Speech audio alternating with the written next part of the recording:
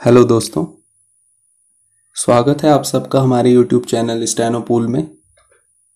दोस्तों प्लीज़ हमारे चैनल को सब्सक्राइब करें, ज़्यादा से ज़्यादा शेयर करें ताकि हम ज़्यादा से ज़्यादा मटेरियल आपको प्रोवाइड करा सकें।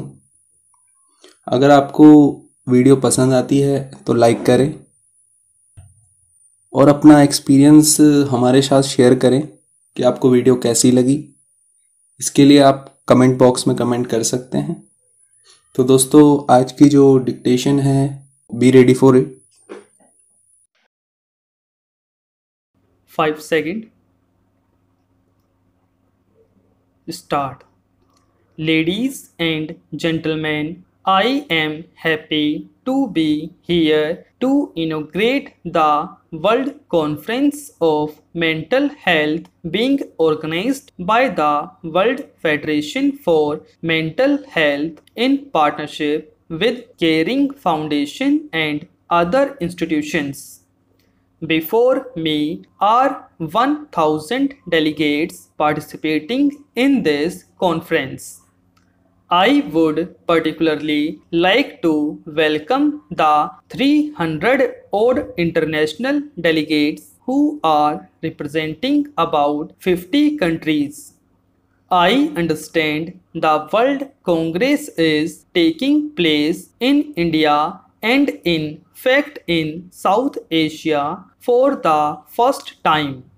This is a matter of pride for all of us. Frankly, it has come here at an appropriate moment. Mental health issues are acquiring a serious magnitude in our country. The World Health Organization reports that India has among the highest prevalence of mental illnesses globally. Our National Mental Health Survey 2016 found that close to 14% of India's population required active mental health interventions. About 2% suffered from severe mental disorders. Nearly 200,000 Indians take their own lives each year. If one includes attempted suicides, the number goes up substantially. These are worrying statistics. It is also a fact that those living in metropolitan cities and those who are young, whether in the productive age group or children and teenagers, are most vulnerable to mental illnesses. In India, both these factors are cause for concern. We have a young population with 65% of our people below the age of 35, and our society is rapidly urbanizing. This leaves us staring at a possible mental health epidemic. Given the figures I have just outlined, it is an irony that 90% of Indians in need simply don't receive mental health care. There are several reasons for this, and I hope they will be addressed in this conference. The biggest obstacle that mental health patients have to encounter is stigma and denial. This leads to the issue being ignored or simply not discussed. In some cases, it leads to self-diagnosis that is unsuitable or could worsen the situation. It may even lead to other extreme steps. As a society, we have to fight this culture of stigma.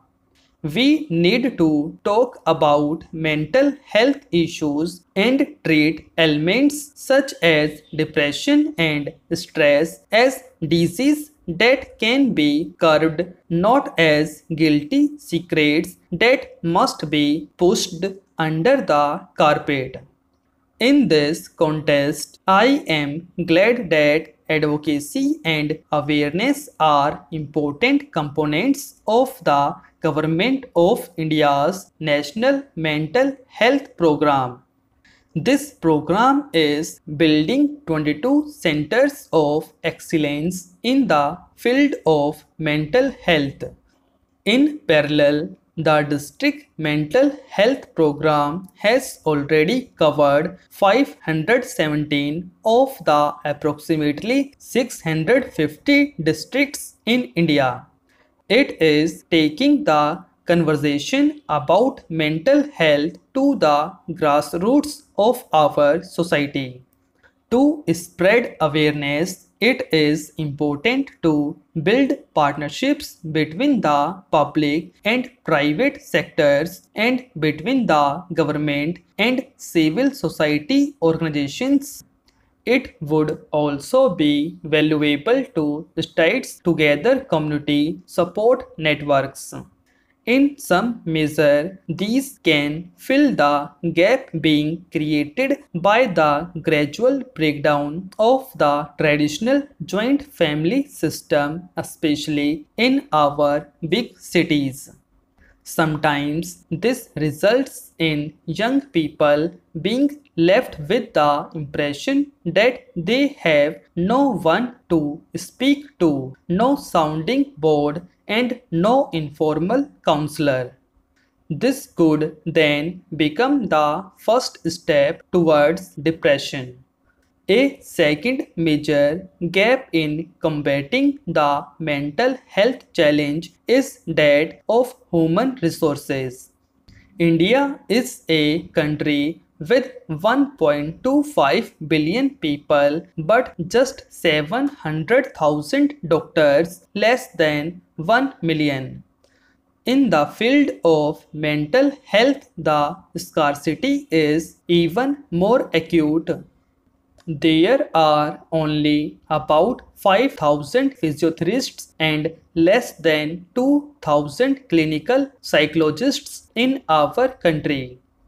This number is extremely inadequate and we need to act, especially for the purpose of diagnosis of mental illnesses. It would be advisable to use physicians, physiologists who teach in colleges and educational institutions, as well as auxiliary nurses and midwives who are at the front line of our public health system across the country. I am told information technology and telemedicine are also coming of aid. Such technologies are linking doctors and counselors in cities to mental health patients in rural areas. As internet penetration expands in our country, this holds much potential. I am glad to learn that in addition to advances in neurosciences as well as our understanding of the clinical causes and treatment of mental disorders, the World Congress will also have sessions on yoga, meditation, and traditional approaches to mental health. It is vital to tap into our wealth of traditional knowledge and link its learning to modern research on mental health. This will promote a holistic approach to mental health care and can combine the best of different fields of practice. The example of yoga is very instructive. When people talk about yoga, they generally refer to its physiological benefits. However, the mental, psychological, and cognitive benefits of yoga are equally worthy of our study.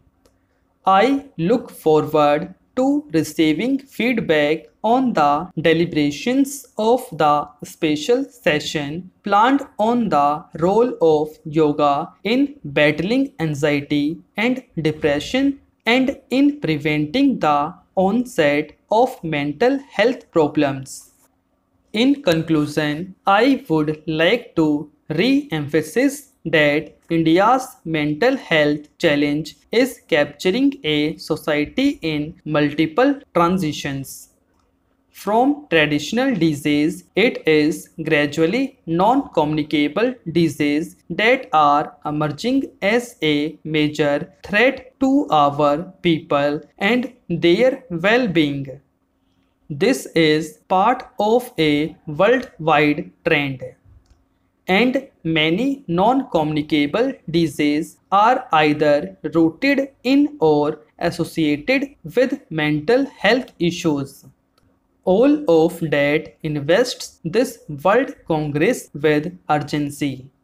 At the end of this conference, we should be closer to a time-bound program that will ensure the quickest possible access to mental health diagnosis and treatment services for every person in need. All of you in this hall, and I include international delegates here, are stakeholders in this effort. You will be performing a genuine nation building and humanitarian task. I wish you and wish the conference all success. Thank you.